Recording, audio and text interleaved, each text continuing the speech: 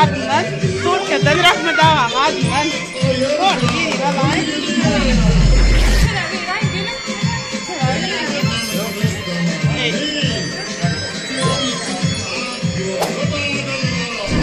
Malı.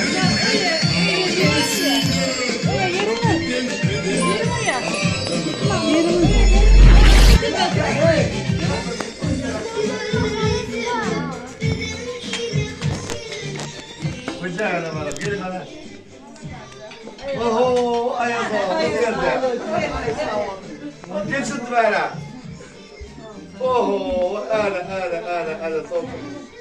Oho, gelin hadi, gelin. O kadar var. Gelin ya.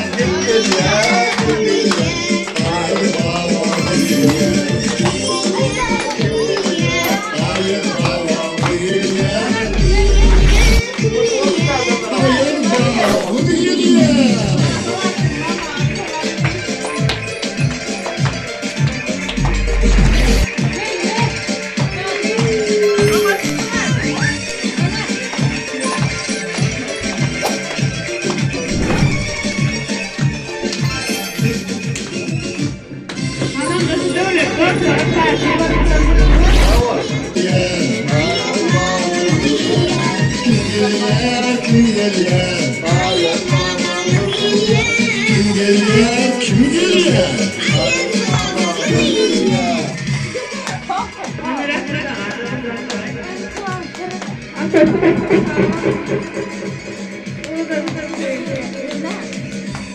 Aslında buraya atı oldu. Sağ olun millet abi.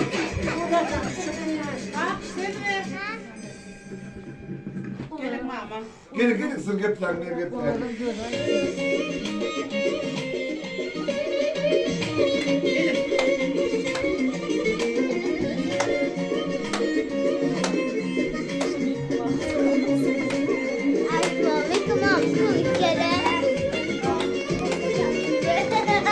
Çoğu düştüm. Çoğu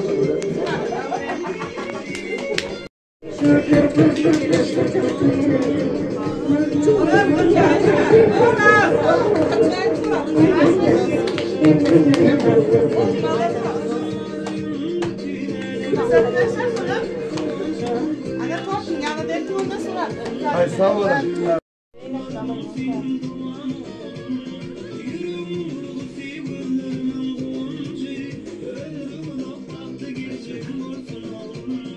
Bu da sağ ol hırmatlar ka. Allah yalkasın.